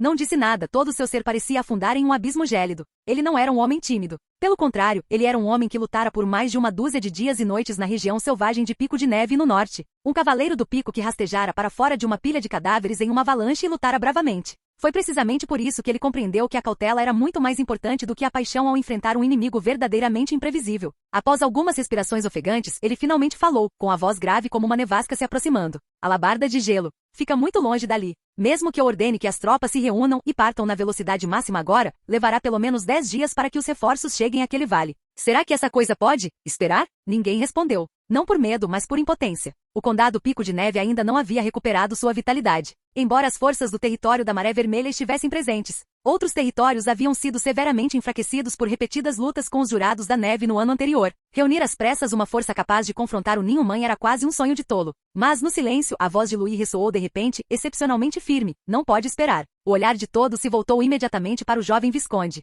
Caro foi muito claro. Eles têm táticas, divisão de trabalho e até entendem de cerco e contra-emboscada. Não se trata de um ninho de monstros comum, é uma inteligência em evolução. Agora, eles foram alertados. Se não agirmos agora, eles podem agir primeiro. O ritmo da fala de Louis era extremamente constante, mas cada palavra era como um prego. Naquele momento, não seremos nós que iremos enfrentá-lo em uma cruzada, mas ele estará atravessando ativamente a densa floresta para nos devorar. Precisamos destruí-lo antes que se expanda completamente e passe ativamente para a ofensiva. As sobrancelhas do Duque Edmund estavam profundamente franzidas. Você quer liderar pessoas para invadir o ninho da mãe? Sim. Louis não hesitou. Temos elites, entendemos de coordenação e eu pessoalmente supervisionarei tudo. Não vamos morrer, mas interceptar e matar. Quando a casa devorada por vermes se espalhar, será uma verdadeira e incontrolável maré de cadáveres. Ao ouvir essas palavras, o coração de Emily não pôde deixar de acelerar. Ela tinha orgulho dele, admirando seu julgamento calmo, firme, lúcido e decisivo. Mas ela também estava preocupada com a disposição dele de se expor pessoalmente ao perigo. Você está sendo precipitado, Louis disse Edmund lentamente, sem raiva na voz. Não é que eu o subestime, mas você ouviu. 20 cavaleiros de elite foram completamente aniquilados. Sua pequena força é suficiente para arriscar? Não estou apostando. A voz de Louis permaneceu firme. Liderarei uma unidade de blindados leves para primeiro observar a periferia e confirmar se a erradicação é possível. Se for verdade, atacaremos para matar. Se não for, voltaremos vivos e traremos informações mais específicas. Ele fez uma pausa com um olhar firme, e vocês também podem começar a mobilizar as tropas. Estamos avançando em duas frentes, não apostando tudo em uma única jogada. O salão do conselho voltou a ficar em silêncio. Após algumas respirações profundas, Edmund finalmente assentiu lentamente com voz grave. Ótimo. Vá, mas leve apenas pessoas em quem confia. Ele se levantou, sua capa se movendo sutilmente, seus olhos escurecendo. Eu irei com você. Um tremor sutil percorreu o salão do conselho. Louis fez uma pausa com a testa ligeiramente franzida. Vossa Graça, você? Não estou louco, disse Edmund com leveza. Não acredito que exista um homem que deixaria sua filha ficar viúva logo após o casamento. O rostinho de Emily corou ao ouvir as palavras dele. Comigo lá, mesmo no pior cenário, podemos salvar uma vida. O tom de Edmund permaneceu severo, mas carregava um toque de apreço. Seu olhar se deteve em Louis por meio segundo, como se estivesse avaliando, ou talvez como um aviso, antes de se desviar lentamente. E eu também quero ver quanta força você realmente possui. Dito isso, ele inclinou levemente a cabeça e instruiu o ajudante de guarda atrás dele. Os 30 cavaleiros de elite que trouxe também estão inteiramente sob o comando dele. O rosto de Louis demonstrava alegria e ele disse, obrigado, Vossa Graça. O Duque o ignorou e continuou falando com o guarda. Vá imediatamente a toda velocidade para avisar Gibson. Diga-lhe para reunir uma legião no local e ficar de prontidão. Se houver alguma mudança, eles devem enviar reforços a qualquer momento. O ajudante respondeu e retirou-se, mas Edmund não olhou para Louis, apenas recostou-se ligeiramente na cadeira, sem cessar o ritmo de seus nós dos dedos batendo no apoio de braço. Ele não acreditava sinceramente que Louis pudesse resolver essa questão. Por mais esperto que fosse um pequeno lorde, era impossível limpar facilmente um ninho-mãe tão bizarro. Mas ele admitiu que a análise era de fato irrefutável. Enviar pessoas para sondar e explorar foi, de fato, uma medida válida. Isso poderia esclarecer a situação e controlá-la a tempo. Mas Louis permaneceu em silêncio naquele momento, com uma rápida sucessão de julgamentos passando por sua mente. 30 cavaleiros de elite sob o comando do Duque, mais os 30 homens que posso mobilizar das minhas próprias forças? Tem um total de 60 cavaleiros de elite à disposição. Com a adição de 80 cavaleiros regulares, eles também podem operar na periferia. Sem falar do Duque, um cavaleiro de elite mantendo a posição. E a bomba mágica da alma vermelha é um método de abate específico para criaturas grandes como o ninho da mãe. Mesmo para o ninho da mãe, ela tem 90% de chance de erradicação. Canal Escute Áudio Novel. Capítulo 187. Preparativos antes da expedição. Assim que Louis saiu da sala de recepção, antes mesmo de dar alguns passos, ouviu um som rápido de passos atrás dele. Ele não se virou, mas parou na esquina do corredor. O vento entrava pelas janelas altas, as cortinas tremiam levemente e a luz do sol invadia o piso de pedra, refletindo as sombras de um par de botas familiares. Você vai mesmo por conta própria? A voz de Emily carregava uma ansiedade cuidadosamente reprimida. Ela estava ao lado dele, com os lábios cerrados, mas fingia calma. Louis não respondeu imediatamente, apenas disse baixinho, eu deveria fazer isso. Emily mordeu o lábio, com os olhos fixos nele, como se tentasse discernir qualquer sinal de hesitação em seu rosto. Você ouviu o que Cara disse, não é um monstro comum. Sua voz tremeu levemente. Por que tem que ser você se poderíamos simplesmente enviar pessoas para investigar? Não havia qualquer traço de coqueteria ou birra em seus olhos, apenas medo genuíno. O medo de que ele pudesse ir e nunca mais voltar. O medo de vê-lo se lançar em um perigo imprudente. Nós acabamos de nos casar. Ela sussurrou, com os olhos vermelhos, eu nem tive a chance de conversar com você direito. O vento bagunçava suavemente seus cabelos, algumas mechas grudando em sua bochecha, dando-lhe uma aparência frágil, porém teimosa. Louis não disse mais nada, apenas estendeu a mão e segurou delicadamente seus dedos frios. Naquele momento, o corredor estava tão silencioso que só se ouvia o som do vento. Emily ficou paralisada por um instante, depois virou a cabeça discretamente e se apoiou suavemente no ombro dele. Ela fechou os olhos, como se estivesse escondendo secretamente a umidade nos cantos dos olhos. Então, pelo menos, você tem que me prometer, ela sussurrou, que se algo der errado, você recuará imediatamente. O aperto de Louis em seus dedos se intensificou um pouco. Um instante depois, Emily soltou a mão dele, respirou fundo e recuperou sua compostura habitual. Vá, meu herói. Vá reunir seus cavaleiros. Não os faça esperar muito tempo. Ela se virou e saiu, sem olhar para trás. Após se despedir de Emily, Louis não se demorou, dirigindo-se decisivamente para o campo de treinamento do castelo. Lambert estava patrulhando o campo de treinamento com alguns ajudantes. Assim que viu Louis se aproximando rapidamente, parou imediatamente e prestou continência. Meu senhor, Lambert, disse Louis gravemente, reúna imediatamente todos os cavaleiros de elite e cavaleiros formais atualmente estacionados no território da Maré Vermelha. Todos devem vestir suas armaduras e se reunir, preparando-se para a expedição. A expressão de Lambert mudou, e seu olhar tornou-se imediatamente sério. Todos eles, confirmou instintivamente. Todos eles. Louis assentiu, num tom que não admitia negociação. Quero vê-los totalmente armados no campo de treinamento daqui a meia hora. Entendido. Lambert não fez mais perguntas. Virou-se bruscamente e saiu rapidamente para transmitir a ordem. Enquanto isso, Louis montou imediatamente em seu cavalo e galopou diretamente para a oficina de alquimia na rua sul da cidade da Maré Vermelha. 2 aprendizes com grossos aventais estavam carregando equipamentos para fora da porta. Ao verem que era o próprio senhor, rapidamente se curvaram em saudação. Silco está aqui? Sim, sim. Ele está lá dentro lidando com reagentes da bomba mágica. Louis empurrou a porta e o cheiro forte e familiar o atingiu em cheio. Fornos de alquimia chiavam, e vários tubos de ensaio e instrumentos de metal enchiam 3 longas mesas. Silco estava ajustando algo, usando óculos de proteção. Ele olhou para cima, viu Louis e rapidamente tirou as luvas. Você chegou na hora certa. Acabei de experimentar um novo lote de bases para bombas mágicas. Só preciso? Louis o interrompeu, falando muito rápido. Diga-me quantas bombas mágicas de platina vermelha prontas você ainda tem. Silco fez uma pausa e instintivamente respondeu. Terminados? Uns 60 e tantos. Ainda não tive tempo de classificar e numerar todos. Leve 30 deles e mande-os para o campo de treinamento, ordenou Louis diretamente. Você está louco? Silco quase deu um pulo, com os olhos arregalados. 30? Você vai usá-los para arrasar a cidade da Alabarda Gelada? Você está planejando se rebelar contra o norte? Não tenho tempo para suas piadas. A voz de Louis era gélida. O ar ficou pesado por um instante. Silco olhou para seus olhos firmes, serenos, porém penetrantes. Ele percebeu que Louis realmente pretendia usar essas bombas, e que o alvo provavelmente era ainda mais problemático do que ele imaginava. Entendo. Silco umedeceu os lábios. Eu mesmo selarei e os entregarei ao campo de treinamento em meia hora. Quanto antes, melhor. Louis assentiu com a cabeça, empurrou a porta, montou novamente em seu cavalo e galopou para longe. O raro sol de verão do norte incidia sobre os ombros dos cavaleiros armados e paramentados, mas ninguém se deixou distrair por isso. Um total de 140 cavaleiros permaneceram solenemente no campo de treinamento. Rostos serenos olhavam em direção à plataforma elevada à frente. Louis estava de pé sobre ela, vestido com um manto de batalha vermelho de um lorde, segurando várias plantas desenhadas à mão. Senhores, começou ele, em voz baixa, mas que imediatamente dissipou toda a inquietação no campo. Sei que esta reunião é repentina. Mas antes de vocês partirem, preciso lhes dizer que o inimigo que estamos prestes a enfrentar não é comum. Ele desdobrou as plantas, revelando um desenho aterrador, uma estrutura em forma de favo de mel, como carne e sangue entrelaçados com um gigantesco saco de carne, suspenso desenhado em seu núcleo e densos cadáveres sendo jogados dentro dele. Este foi um desenho que ele encomendou com antecedência. Esta é a nossa inimiga, a mãe da ninhada. Ele fez uma pausa por um segundo, permitindo que todos vissem claramente o desenho antes de continuar. Não se trata de um simples covil de monstros, mas sim de uma estrutura viva e inteligente em constante evolução. O corpo da colmeia apresenta um formato de favo de mel, protegido por uma camada externa de osso e carne, e o núcleo é este núcleo de saco de conversão, suspenso no alto. Em seguida, ele passou para o próximo desenho, que retratava um monstro ainda mais chocante. Cadáveres humanos fundidos a insetos, seus corpos retorcidos, ossos expostos, olhos vazios, mas ainda agarrando espadas e escudos quebrados de cavaleiros. Esses são chamados de lar devorado por vermes. Seu tom era calmo. Eles são formados a partir de cadáveres humanos infectados, retendo seus instintos de combate de vida e podendo até mesmo usar armas e posturas defensivas. Os insetos parasitas que vivem dentro delas tornam quase impossível eliminá-las completamente. Mesmo cortadas ao meio, elas tentarão rastejar em sua direção. Mais importante ainda, eles são contagiosos. Se você for parasitado acidentalmente por esses insetos, também se tornará um cadáver ambulante sem mente. Portanto, você deve usar armadura completa e capacetes. Um murmúrio percorreu o campo abaixo. Até mesmo os cavaleiros mais experientes em batalha não puderam deixar de franzir a testa. Eu especulo que o comando unificado da casa devorada por vermes vem da ligação mental da mãe da ninhada.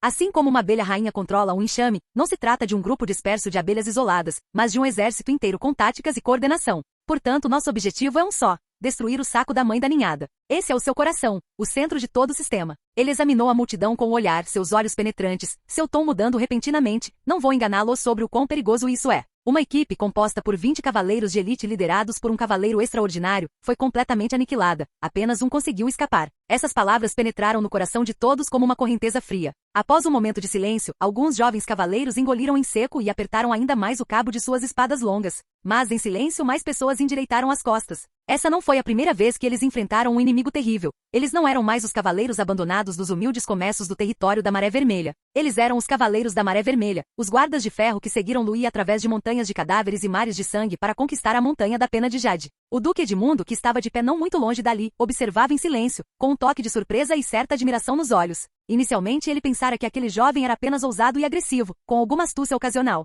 mas jamais esperara que ele fosse capaz de construir um perfil tão completo e plausível do inimigo a partir de meros fragmentos de informação. O Duque curvou os lábios discretamente. Sem dúvida, um talento nato para comandar. Eduardo, que viera para presenciar a agitação, ouviu seu irmão descrever vividamente a estrutura da mãe da ninhada e do núcleo do saco, e franziu ligeiramente a testa. Como uma colmeia com uma consciência coletiva, criando soldados a partir da conversão de cadáveres. Ele pareceu recordar uma memória familiar. Este desenho, parece que já o vi em algum lugar antes. Eduardo baixou as pálpebras, respirou fundo e murmurou baixinho, aquele arquimago desaparecido. Será que ele está envolvido? Ele ergueu subitamente os olhos e aproximou-se da plataforma. Quando pretendem partir? Meio-dia, respondeu Louis. Eduardo assentiu levemente com um leve sorriso nos lábios. Então eu também vou. De qualquer forma, não tenho mais nada para fazer ultimamente. Você? Louis hesitou ligeiramente. Não se esqueça, eu também sou um cavaleiro extraordinário. Eduardo deu de ombros. Certo. Louis ponderou por meio segundo, depois assentiu com a cabeça. Então você ficará e se juntará à expedição.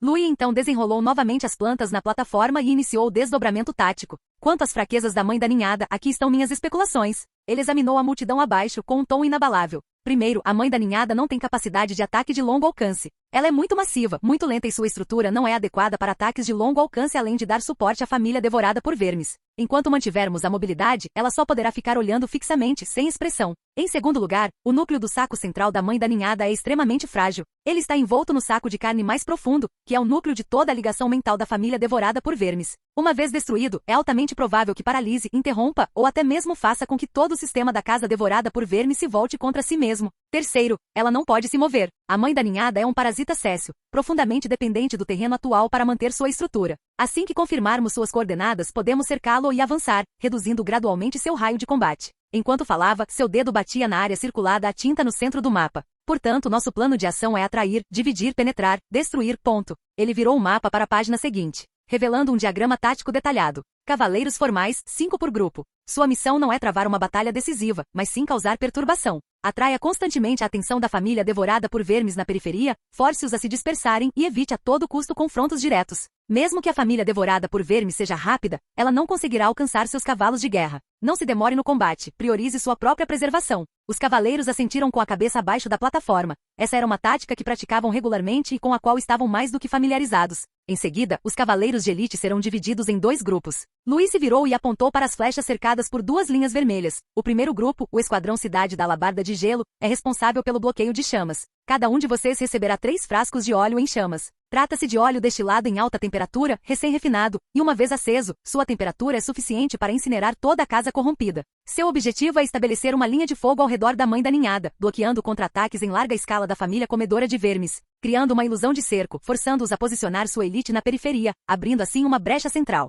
O segundo grupo, o Esquadrão Território da Maré Vermelha, atacará o núcleo. Seu dedo apontou pesadamente para a parte mais profunda do mapa. Louis tirou de debaixo da mesa uma caixa de madeira envolta em um pano preto e a abriu com um estalo. Os corpos das bombas, de um vermelho vivo, reluziam friamente à luz do sol, como corações repletos de energia mortal. Estas são bombas mágicas de platina vermelha, uma conquista alquímica do território da Maré Vermelha. Elas contêm essência mágica comprimida em alta temperatura. Uma vez detonadas, podem criar ondas superaquecidas e impactar em um raio de 3 metros. Até mesmo o aço derreteria quanto mais um núcleo de saco composto de carne. Cada cavaleiro de assalto carregará 2 canhões de energia de cano curto e estará equipado com eles para lançamento. Você se infiltrará pelas brechas na casa devorada por vermes, atacará o núcleo na velocidade máxima e recuará imediatamente após concluir a missão. Ele fechou as plantas, seu olhar percorrendo todo o campo, sua voz firme. Esta não é uma aposta imprudente com suas vidas, mas sim uma operação de caça rítmica, coordenada e com chances de sucesso. É claro que o mais importante é concluir a missão preservando-se. Após explicar a última página do mapa tático, Louis largou a caneta que tinha na mão, seu olhar percorrendo cada cavaleiro presente. Eles não disseram nada, mas todos olharam para ele, com expressões solenes e concentradas. O ar estava carregado de solenidade. O Duque Edmundo, sentado ao lado do assento principal, inicialmente observava em silêncio, mas agora seus dedos batucavam inconscientemente no apoio de braço da cadeira. As emoções em seu coração eram difíceis de acalmar. Um sistema tático tão completo, desde a estrutura do campo de batalha, análise do inimigo e de si próprio até a divisão do trabalho e a cooperação. Nem eu conseguiria imaginar uma contramedida melhor. Eu pensava que ele era apenas um jovem inexperiente. Se ele atacasse de forma imprudente, eu poderia recuperar o poder militar mais tarde. Mas agora parece que... Ele deu um leve sorriso, seus olhos demonstrando gratidão e alívio. Esse genro já era independente. Assim, o Duque foi o primeiro a aplaudir sem hesitar. Os aplausos não foram estrondosos, mas sim como um toque de trombeta. Os cavaleiros fizeram uma pausa e em seguida aplaudiram um após o outro. Os aplausos antes dispersos tornaram-se uniformes, como o choque das armaduras, o som semelhante ao vento da montanha rolando neve, ecoando por todo o campo de treinamento. Os olhos de alguns cavaleiros já brilhavam, com aquele fulgor há muito perdido da disposição de morrer por um senhor digno.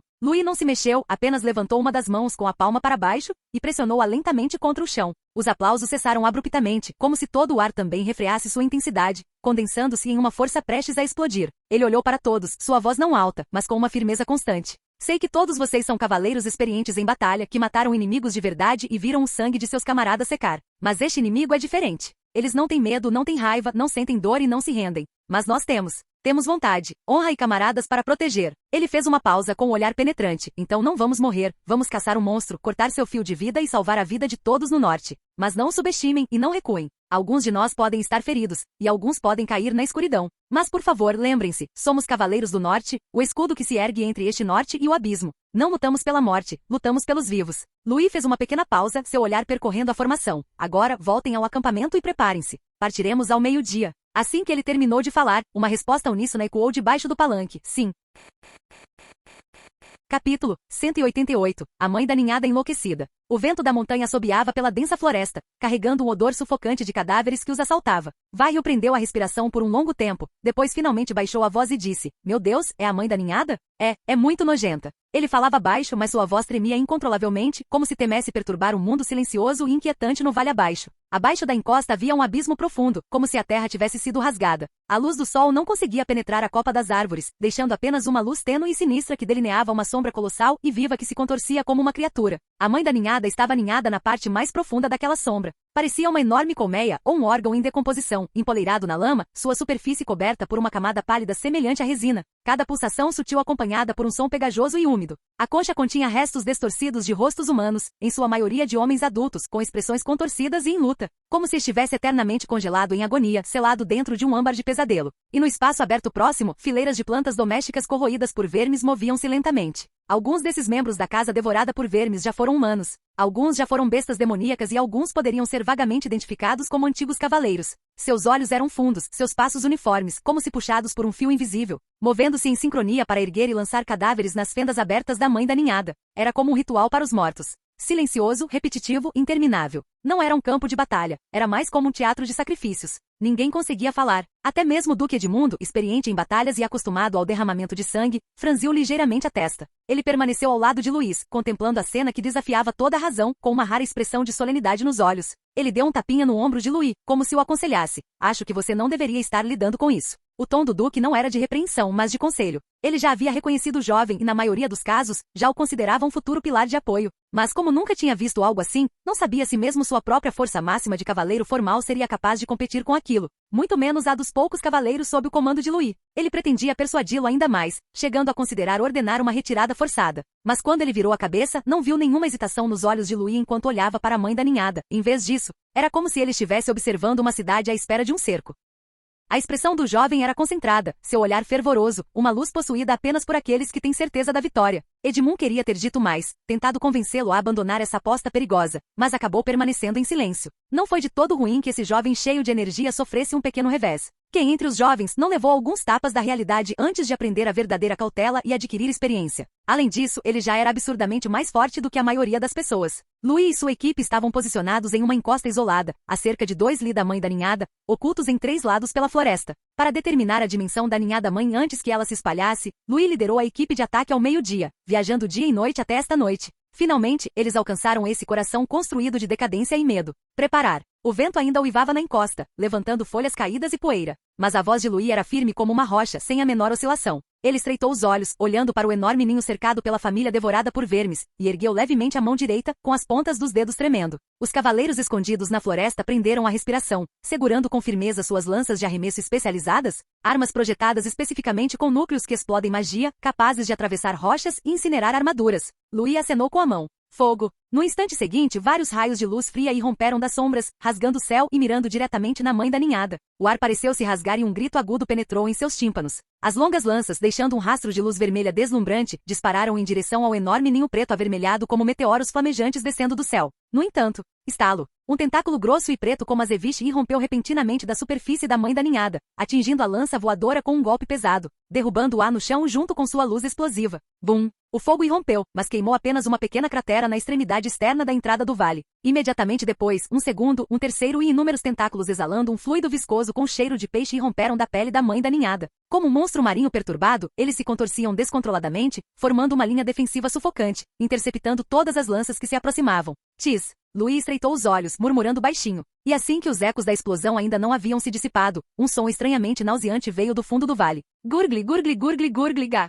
Uma família corroída por vermes que vinha organizando cuidadosamente sua fila e jogando cadáveres dentro dela, de repente parou de se mover. Suas cabeças viraram bruscamente para o lado, e os ossos de seus pescoços, unidos de forma anormal, emitiram um som rangente e contorcido. Então começaram a se debater como um fantoche descontrolado, emitindo um murmúrio baixo que imitava a linguagem humana, mas era completamente incompreensível. Resmungo, retorno, gorgolejo, mãe. Seus dedos se contorceram e tremeram, seus pés recuaram e giraram, como se estivessem lutando, mas também obedecendo a um chamado irresistível. No instante seguinte, como se uma reação em cadeia tivesse sido desencadeada. Centenas de milhares de cadáveres da família devorada por vermes convulsionaram violentamente em conjunto. A família humanoide devorada por vermes começou a uivar, suas vozes uma mistura de gritos e vivas. A família demoníaca com forma de besta e devorada por vermes começou a se prostrar no chão, com as línguas se arrastando e se contorcendo. Até mesmo alguns restos mortais de cavaleiros, meio apodrecidos, ergueram suas espadas quebradas, virando a cabeça em uníssono em direção à encosta. Pares de olhos turvos, cobertos por uma película branca, fixaram-se, sem aviso prévio, nos observadores distantes.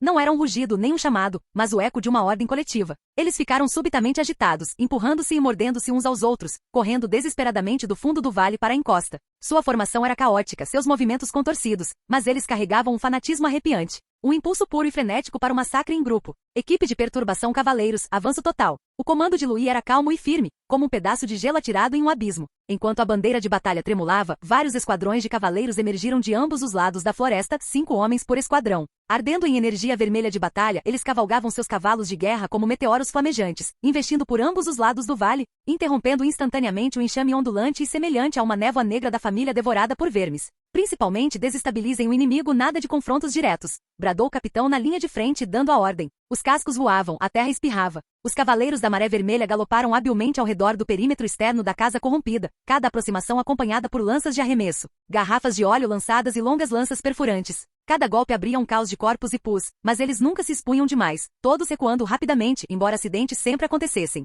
Gug, um rosnado baixo ecoou de repente. Um jovem cavaleiro no pelotão da frente foi meio passo mais lento, seu ombro atingido por uma espada longa brandida por um membro da casa devorada por vermes. Ele e seu cavalo caíram no chão, rolando na lama. Aquele não era um cadáver comum. Em vida fora um cavaleiro da Legião de Elite do Norte. Após a morte foi devorado pela mãe da ninhada, mas ainda conservava a memória muscular da marcha. Seu corpo era rígido como ferro, mas ele conseguia brandir sua espada com precisão e morder como uma fera com imensa força. Sem, gritou um companheiro de equipe na lateral, mas o homem não respondeu. Assim que ele caiu, a casa devorada por vermes o atacou em massa, engolfando, sua armadura foi mordida e sua carne dilacerada. No entanto, o que era surpreendente era que um lar devorado por vermes, mesmo depois de ter as pernas decepadas, rastejava com os 2 antebraços quebrados. Com os dentes firmemente cravados no chão, avançou como uma serpente, atacando novamente a pata traseira do cavalo de guerra de outro cavaleiro. Droga! Outro cavaleiro deu uma cambalhota rápida e saltou para trás, lançando uma lança curta para prendê-lo ao chão, escapando por pouco do golpe fatal. Mas o que era ainda mais aterrador estava por vir. Um som borbulhante e explosivo emanou repentinamente do interior do corpo de um membro da família devorada por vermes abatido.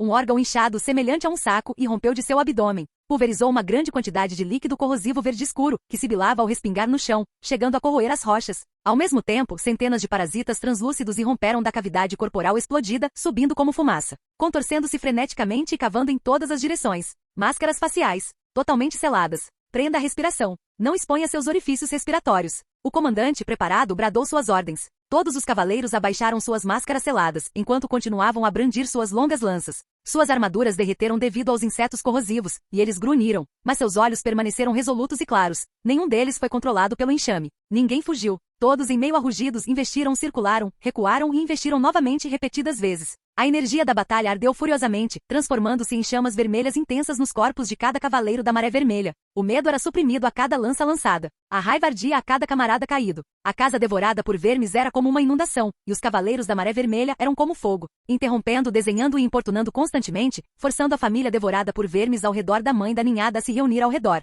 Foi uma operação de atrair o inimigo que beirava a morte. Mas eles conseguiram. Quando os primeiros raios do sol poente penetraram a floresta e iluminaram o vale, as sombras em frente à distante mãe da ninhada já haviam se dissipado. Um grande número de membros da casa devorada por vermes havia sido atraído para o círculo externo pelos cavaleiros da Maré Vermelha, que os perseguiam e rugiam sem rumo ao seu redor, mas eles jamais conseguiram extinguir essa chama de elite. O Duque Edmundo estava à beira do rochedo, com o olhar fixo na coluna de cavaleiros vestidos de vermelho que se moviam pela maré negra no vale. Ele não disse nada, mas o tremor em suas sobrancelhas era quase impossível de disfarçar. Isto não foi um exercício de treinamento, nem uma apresentação. Foi uma batalha que atraiu o inimigo, travada na beira do inferno. E eles executaram tudo com tanta perfeição. Coordenação precisa, formação firme e execução calma, oscilando entre a vida e a morte. Apesar de serem apenas cavaleiros formais, nenhum deles fugiu, nenhum deles foi consumido pelo medo. Mesmo enquanto seus camaradas caíam ao seu lado, mesmo enquanto a casa devorada por vermes os perseguia e mordia implacavelmente, aqueles cavaleiros apenas rugiam, cerravam os dentes e atacavam novamente.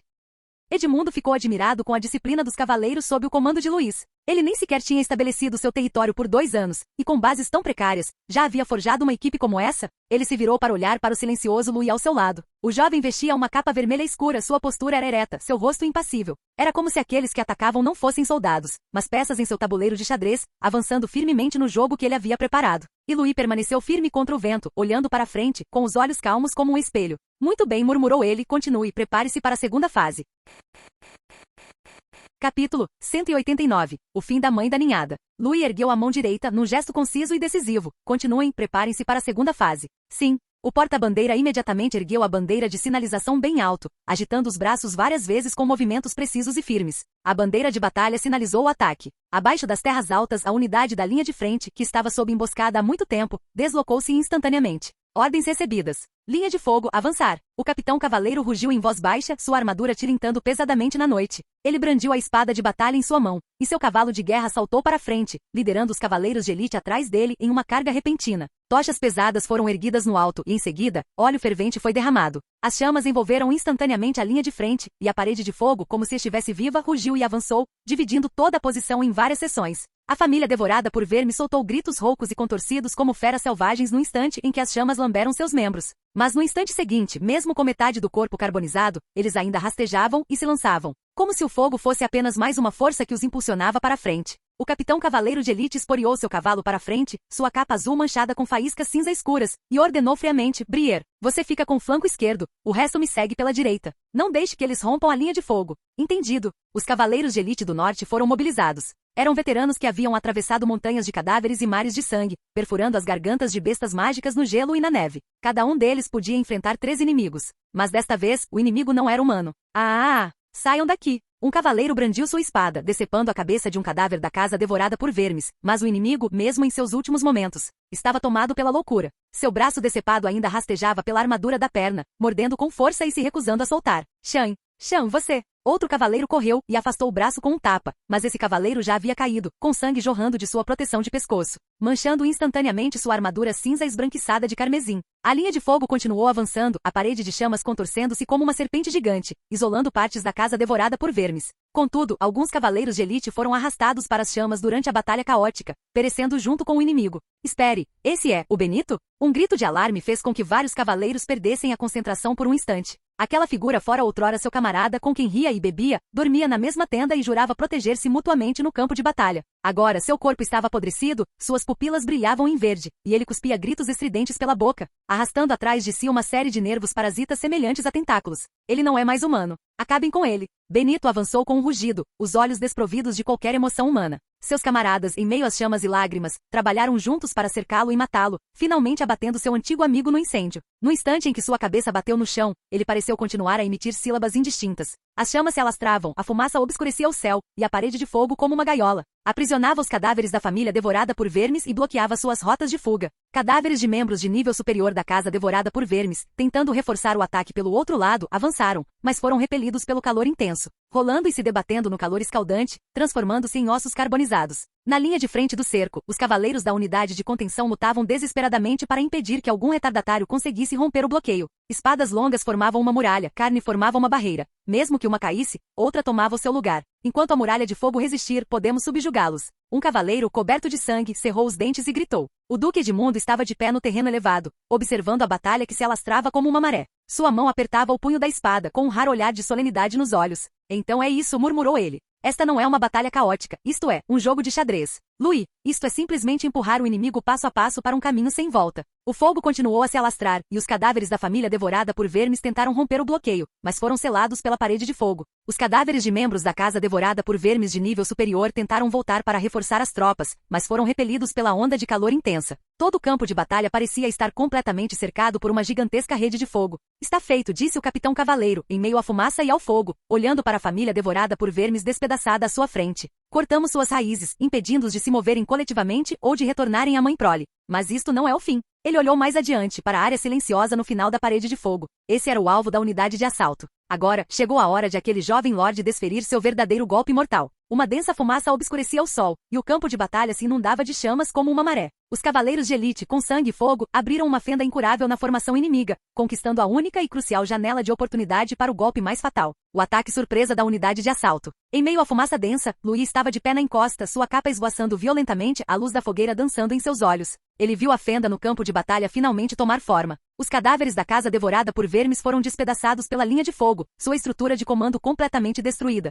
E a formação inimiga uivava como feras, mergulhando no caos sem liderança. Agora sussurrou ele, com um sorriso semelhante ao de presa fria nos lábios. Içar a bandeira, iniciar o ataque. O porta-estandarte ergueu a bandeira de batalha bem alto e a brandiu com força, o estandarte descrevendo um arco em meio à fumaça densa. O sinal de ataque havia sido dado. Na linha de fogo distante, Lambert virou-se subitamente e viu o estandarte familiar erguendo-se do mar de fogo. Sua boca se moveu sob a viseira, sua voz como metal rasgando. Agora, a unidade de assalto entrou em ação. Armaduras pesadas tilintavam, passos como trovões. Todos sabiam que estavam trilhando um caminho sangrento que não admitia hesitação. Eles investiram contra o inferno tecido de fogo e cadáveres, como uma lâmina afiada forjada pela intenção da batalha, dirigindo-se diretamente ao núcleo do ninho de insetos, sem desvios. O fogo furioso rugia como uma fera selvagem atrás deles, ondas de chamas uivando e provocando ventos escaldantes, o cheiro de queimados atacando, quase os sufocando. Cadáveres carbonizados e devorados por vermes jaziam empilhados desordenadamente, alguns ainda se debatendo levemente, outros com a boca aberta como se estivessem mastigando a morte. Abram caminho, ordenou Lambert.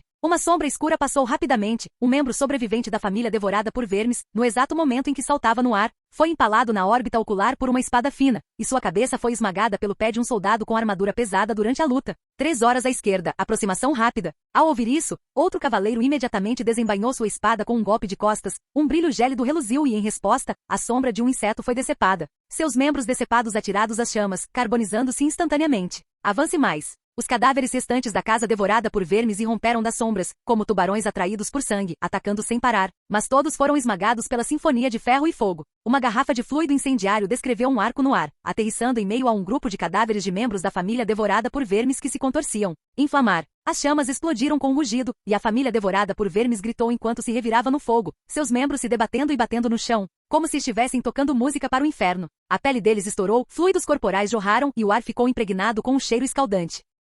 Mas a unidade de assalto ignorou essas ordens, avançando implacavelmente. Não porque fossem destemidos, mas porque sabiam que eram a lâmina mais afiada, feita apenas para atingir o coração do inimigo. Finalmente, eles adentraram as profundezas do ninho de insetos. O ar estava como muco coagulado e a respiração tornou-se difícil. As chamas não conseguiam iluminar completamente o caminho à frente. A luz naquela área parecia ser engolida por alguma substância invisível, mal conseguindo iluminar alguns passos adiante. As paredes não eram de pedra nem de terra, mas de uma substância escura, vermelha, úmida e quente. Como os órgãos internos de uma besta gigante pulsando suavemente como se respirassem lentamente. Dobras irregulares ondulavam ao redor deles, revelando vagamente sombras fluidas e rostos humanos. Aquilo não era uma ilusão, mas algo que realmente aparecia na superfície da parede de carne borrado, distorcido e até familiar. Olhos fechados, lábios entreabertos, como se sussurrasse suavemente. No instante seguinte, eles abriram os olhos e olharam para os cavaleiros. Você viu? Sussurrou um cavaleiro de repente, com a voz trêmula. É o rosto do meu irmão. Calha a boca. Lambert rugiu com voz grave, interrompendo as palavras. Atenção, pessoal. O ninho de insetos pode manipular suas percepções. Não olhem, não escutem. Mas como os humanos poderiam isolar completamente seus sentidos? Alguns ouviram suas mães chamando-os para casa, outros ouviram as últimas palavras de seus camaradas. E alguns até ouviram o som da própria morte, baixo e seco, chamando seus nomes. Avance e não olhe para trás, repetiu Lambert com um tom gélido. Adiante estava o núcleo do ninho de insetos. Uma cavidade oca colossal surgiu de repente, como um templo que não deveria existir no mundo humano. As paredes internas da cavidade estavam cobertas por tentáculos macios e camadas de incubação em forma de espiral, com milhares de ovos de insetos flutuando em seu interior, como bolhas em um fluido pútrido. Suspenso no centro da cavidade estava o núcleo do saco. Não pertencia a este mundo. A estrutura biológica translúcida pulsava suavemente como um coração, ou como o olho fechado de alguma divindade ancestral. A cada pulsação, as paredes ao redor vibravam suavemente, respirando, pulsando, ressoando. Todo o ninho de insetos parecia ser uma extensão desse núcleo em forma de saco. É isso aí, disse o lançador em voz baixa. Sua voz parecia estar presa na garganta, uma versão instintiva e um medo o impedindo de falar alto. Então, aquilo abriu os olhos. Um buraco se abriu lentamente no centro do saco, revelando a luz vermelha fantasmagórica e agitada em seu interior. Aquilo não era luz, mas uma forma pura de poluição mental, como uma pupila arregalada, como o inferno abrindo suas fauces escancaradas. Os cavaleiros prenderam a respiração por um instante. Algumas pessoas sentiam os joelhos tremer, outros enrijeciam os corpos, o suor encharcando suas camisetas.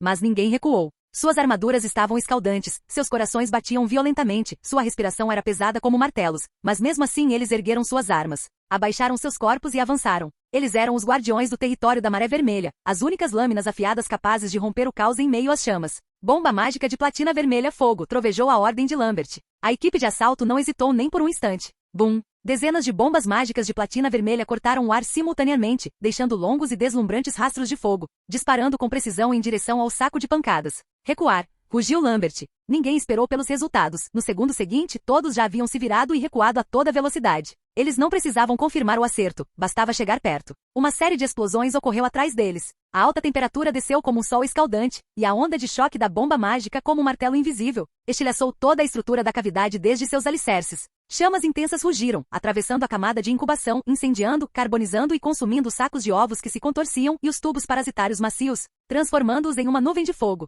O saco se contorcia e se debatia sob a luz intensa da fogueira, e dezenas de tentáculos negros pendiam do topo da cavidade, tentando freneticamente interceptar as bombas mágicas de platina vermelha. Mas não duraram nem um segundo sob a alta temperatura, como erva seca tocando as chamas do purgatório, incendiando-se instantaneamente e carbonizando em instantes. Aquela enorme estrutura em forma de coração parecia pressentir sua destruição. Tremia, convulsionava e terror e ódio apareceram em seus olhos arregalados, antes de desmoronar completamente em meio às chamas e tremores. Como uma fera antes de sua morte, a família devorada por vermes entrou em frenesi no momento da tragédia. Os membros restantes da família devorada por vermes, impulsionados por alguma vontade desconhecida, rugiram e atacaram como cães raivosos, autodestruindo-se, mordendo e queimando, transformando-se em um sacrifício final. Eles não eram mais um exército, mas um grupo de maldições descontroladas. Cada corpo em decomposição gemia e explodia, apenas para deter a equipe de assalto em retirada, arrastando-os para uma escuridão compartilhada. Espere aí! Lambert rugiu, sua mão subindo e descendo, partindo ao meio o cadáver enlouquecido de um membro da família devorada por vermes com sangue negro espirrando. O vice-líder seguiu de perto, revidando outro ataque explosivo de uma casa devorada por vermes com um golpe giratório. No instante seguinte, com um estrondo, o ácido jorrou como ferro fundido. Ah! Um cavaleiro pego de surpresa teve toda a sua viseira corroída e destruída pelo ácido, com o metal e a carne fumegando, carbonizando e se desintegrando juntos.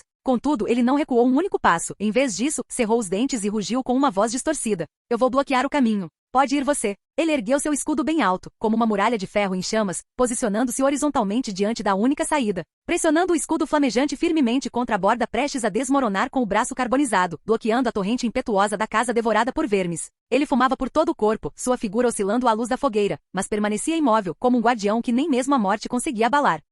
Os últimos cavaleiros arrastaram seu corpo para fora da passagem, e atrás deles, explosões sacudiram o chão, fazendo com que toda a passagem do ninho da casa devorada por vermes desabasse repentinamente como uma erupção vulcânica, engolfando tudo. Uma onda de calor escaldante varreu a região, lançando-os para o ar e fazendo-os cair no chão. Atrás deles havia o desabamento subterrâneo, com chamas elevando-se ao céu, como se o coração de um monstro tivesse sido arrancado de sua essência. Eles conseguiram. Entretanto, o campo de batalha externo sofreu uma mudança drástica repentina. O formidável exército da casa devorada por vermes, que avançava como uma maré, desmoronou completamente no momento da explosão. Parecia que seu âmago havia sido transpassado por alguma lâmina mental. Um a um, os monstros pararam de repente, convulsionaram e gemeram, seus olhos perdendo o brilho, mas ganhando uma loucura caótica. A formação outrora disciplinada se desintegrou instantaneamente. Aqueles membros da casa devorada por vermes que antes incutiam medo nos cavaleiros agora se chocavam freneticamente, ajoelhando-se e rolando, esmagando a si mesmos e a seus companheiros na lama. Membros desmembrados, corpos mutilados, sangue e órgãos misturados, formando um pântano carmesim nauseante. Em meio à maré vermelha, gritos, urros, sons de mastigação e o estalar de ossos convergiram numa sinfonia infernal.